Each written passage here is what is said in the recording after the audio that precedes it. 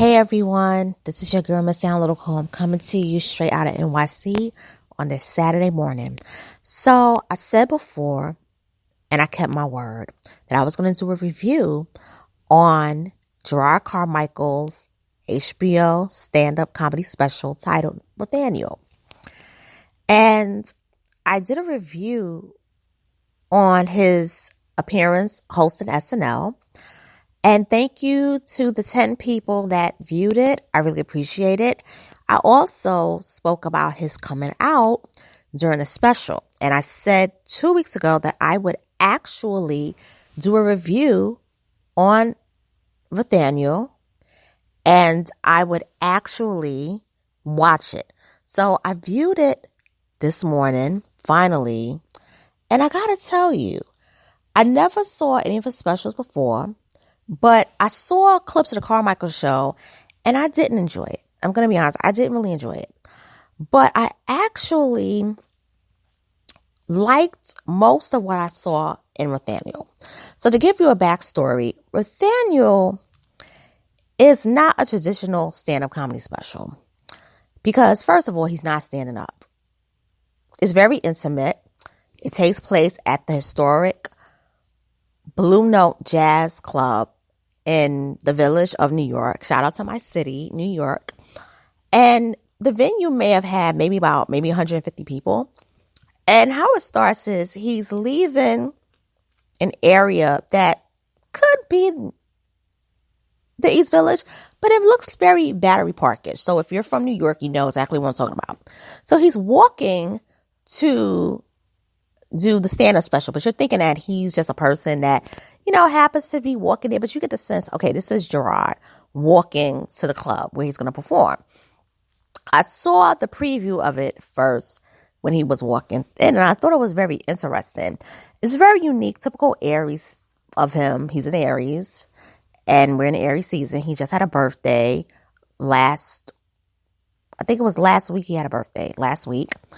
And I want to say that once he gave the coat lady his coat, he didn't have a hat on, and although it was snowing, that's very suspect, Jerrod. He actually got there, sat down, the mic was waiting for him to be picked up, and he started talking about his family. So, to give you a little backstory, Jerrod Carmichael has one whole brother, okay? He has a mother and a father, and they're still married. But there's a history of extramarital affairs from both families, his mom and his dad. So his mother's dad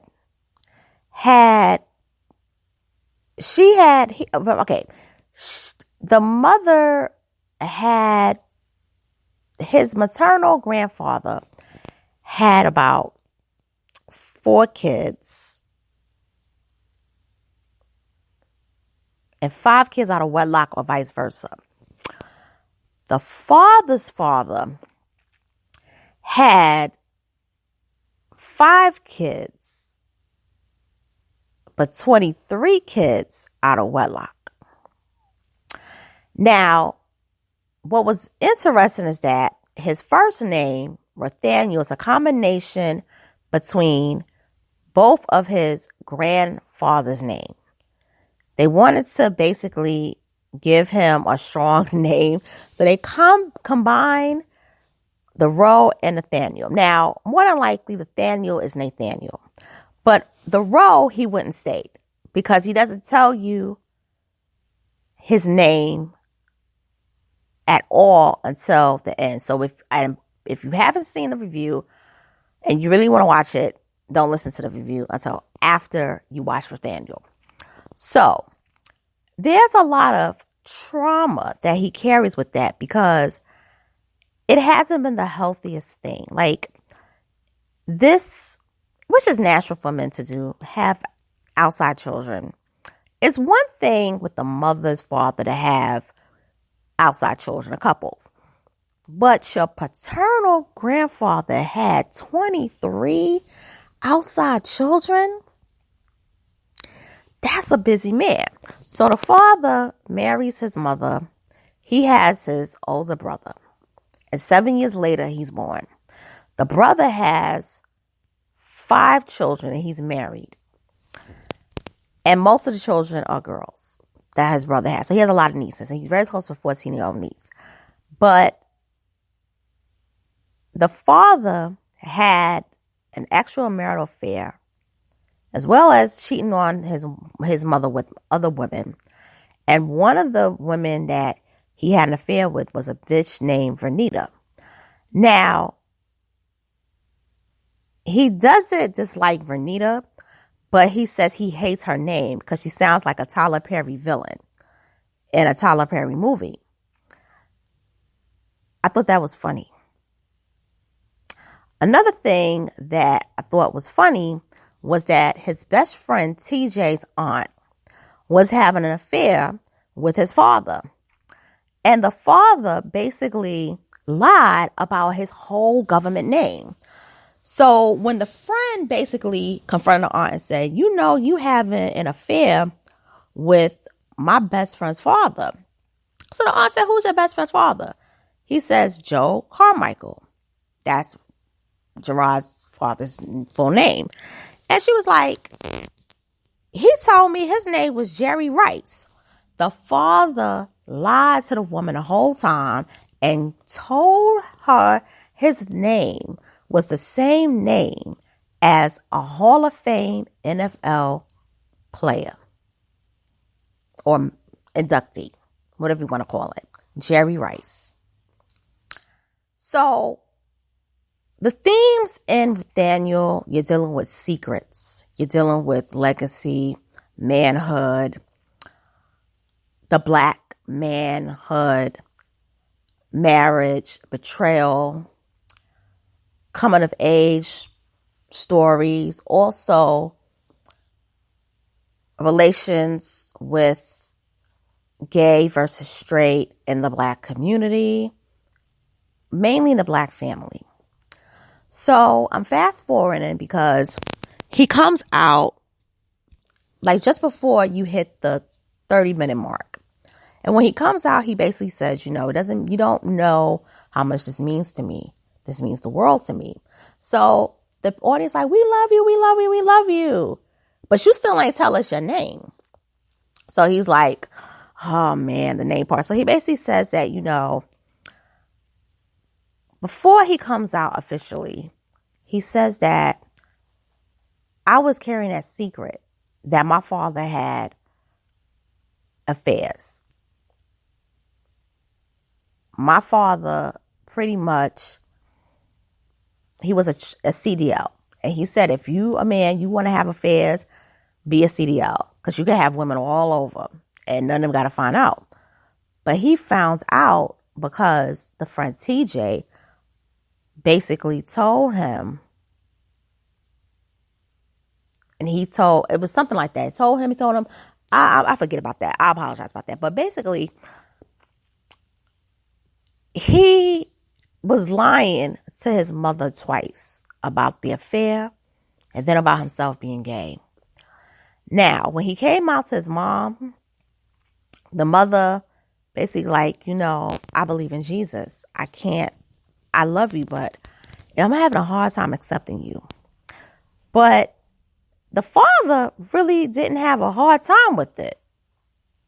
Because the father was like, I got secrets too. So it was like, you coming out as gay gets the heat off of me having a full family with a mistress and then having women up and down North Carolina. So you got dirt on you. So that's how the father looked at it. Now, the older son, he's straight-laced. He has a wife. He doesn't cheat. He has a family. So the legacy with the family lives through the son. But here's the catch. The son doesn't have any sons of his own. He has all girls because Gerard didn't mention any nephews. So you see that?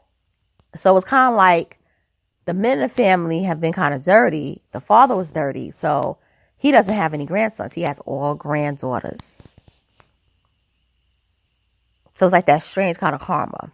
Now, Jerrod talks about his relationships, his gay relationships. So he's basically saying, you know, I'm gay, but I don't do all that gay talking stuff. I don't, you know, talk about being gay. Like when I used to be, like my last relationship, I'd be like, yo, me and my man be like, yo, let's do some, you know, explicit things. And when we used to make out, I used to whisper his ear like, pause, no homo, things like that. He also talked about black women relating to him coming out. Most of the black women were really cool. They were like, yeah, Jerrod, live your truth. But then when they found out that his significant other was a white man, they would get mad. So he was basically like, damn, that's like, you know, like a double diss. Like, you know, you gay and then you with a white man. He was like, nah. So it seems like Jerrod is single. And I don't want to give away, spill in the beans. But what I want to say is I like the intimacy of the filming. The person who filmed this special is a man. His name is, let me see, because I know the name. The director of the special, Bo Burnham. That's the name, Bo Burnham. He directed it. I think he did a good job directing it. It was unique. It was original. And I would say it got to the point for 55 minutes. What I also like about Jerrod Carmichael, he's a pretty good storyteller. Now, he's not a great storyteller because he has nervous tendencies, but now I get it. But he's more nervous now since he came out than he was when he first made his debut at the Comedy Store back in 2010. I remember seeing him on the internet doing little bits and pieces before he got the Carmichael show. I would say even previewing the Love at the Comedy Store special, I like his stand-up better than the Carmichael show. I'm just going to be honest. But I gotta talk about the things I didn't like about the special. I didn't like when he said that I gotta smile, otherwise I'm gonna look like the men that shot Malcolm X. I didn't like that dig. He's too sacred, Malcolm X. You can't throw Malcolm X in a comedy special like that. I didn't like that. But hey, I believe in free speech, but at the same time, I didn't think there was a need for that, but I know it was shock value. That's why he said that. I didn't like when he said that. What I also didn't like, there was at times where I felt that he was telling too much of his family business, particularly with the grandmother who was the side chick. And she didn't realize she was a side chick. She was one of the 23. And he envisioned the family finding out about the affair because the father basically, okay, so to put it in context, his father,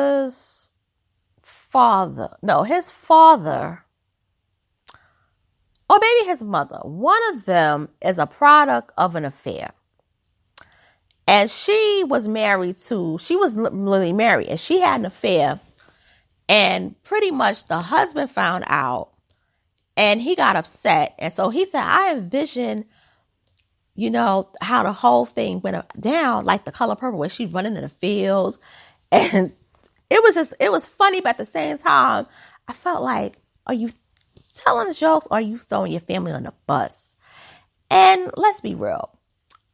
Jerrod could be going through the whole thing of, I'm keeping a secret of being gay because of the shame and stigma of being gay, particularly in a black community, in the black family. But you all were having extramarital affairs up and down the Carolinas. But y'all never got really stigmatized. You may have gotten, cursed out by your wives, your husbands, may got jumped.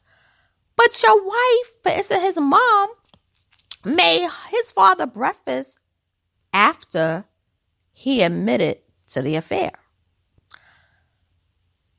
So it's like, I'm not a bad person. I did everything right. But because I'm a gay black man, I got a target on my back. But my father, who has a whole bunch of affairs, including a family of his own outside of the marriage to my mom, he got 4 kids by a bitch named Renita, who has a name like a villain of a Tyler Perry film. He doesn't have that stigma because he's a straight man. It's an interesting fact. It's an interesting comparison. But overall, out of 10 stars, I would give Rothaniel a 6. I would give it a 6 because I do think that he has, I'm going to say that he has funny in him, but he doesn't seem as happy as he was when he first started. And I think it's because he came out. Before he came out, I remember seeing clips of him, and I gotta say that he seemed more relaxed. He seemed more calm. Now, the rhythm of his comedy, for the most part, is still the same. But with Rothaniel, it dragged because he was telling a story of pain and to a degree triumph, But I wish him the best because he still is unknown because he doesn't make movies. He's not like Chris Tucker, Chris Rock, Dave Chappelle, but I actually see him more like a Dave Chappelle than a Chris Rock because he's a storyteller. Whereas Chris Rock, he tells jokes. Like, he's an observationist. Like, he doesn't really talk about himself. He talks about other people. But what I like about Jerrod is that he talks about himself. And I find that there's an honesty to him. So I'm going to leave it right there. And this is the end of my Rothaniel review. Make sure you subscribe to this channel. It's a new channel. #MadeTVP 2.0 because this is my review channel.